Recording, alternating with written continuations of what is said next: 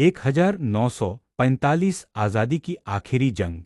1945 का साल दुनिया में द्वितीय विश्व युद्ध अपने अंतिम दौर में था, लेकिन भारत में एक अलग ही लड़ाई चल रही थी। आज़ादी की आखिरी जंग। 1942 के भारत छोड़ो आंदोलन के बाद अंग्रेजों ने लाखों लोगों को जेल में डाल दिया था। महात्मा गांधी, जवाहरलाल नेहरू और कई बड़े नेता कैद में थे।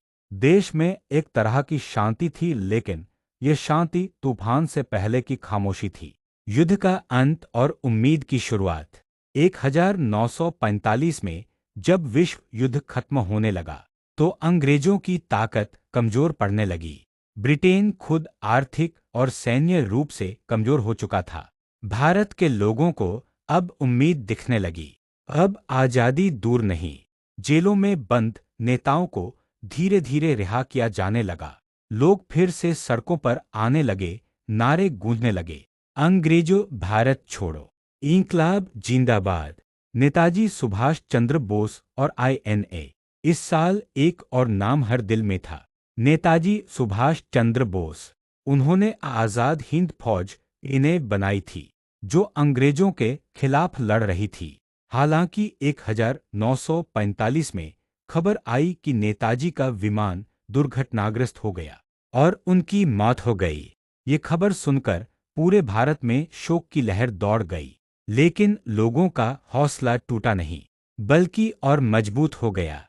लोग कहने लगे, नेताजी नहीं रहे, लेकिन उनकी सोच जिंदा है। INA ट्रायल गुस्से की आग।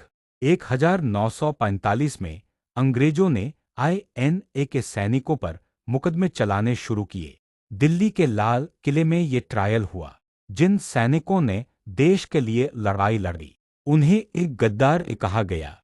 बस फिर क्या था, पूरा देश भड़क उठा। हिंदू, मुस्लिम, सिख सभी एक साथ खड़े हो गए। हर जगह प्रदर्शन होने लगे। लोगों ने कहा, जो देश के लिए लड़े वो गद्दार नहीं हो सकते। ये एक ऐसा पल था जब पूरा भारत एकजुट हो गया। नौसेना विद्रोह की शुरुआत। 1945 के अंत में ब्रिटिश सेना के अंदर भी असंतोष बढ़ने लगा।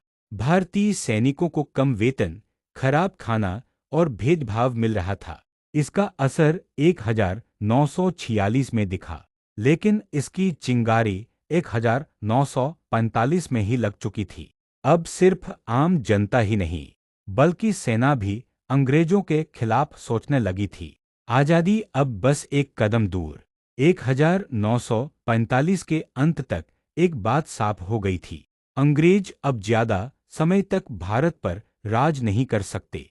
हर तरफ विरोध था, हर दिल में आजादी की आग थी। ब्रिटेन समझ चुका था कि अब भारत को रोकना मुश्किल ही नहीं, नामुमकिन है।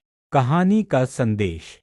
1945 वो साल था जब भारत की आजादी लगभग तय हो गई थी। ये साल हमें सिखाता है कि एकता में ताकत होती है, और जब पूरा देश एक साथ खड़ा हो जाए तो कोई भी ताकत उसे रोक नहीं सकती। अंत। अगर आपको ये कहानी पसंद आई हो तो वीडियो को लाइक करें, और ऐसे ही इतिहास की और कहानियों के लिए चैनल को सब्सक्राइब जरूर करें।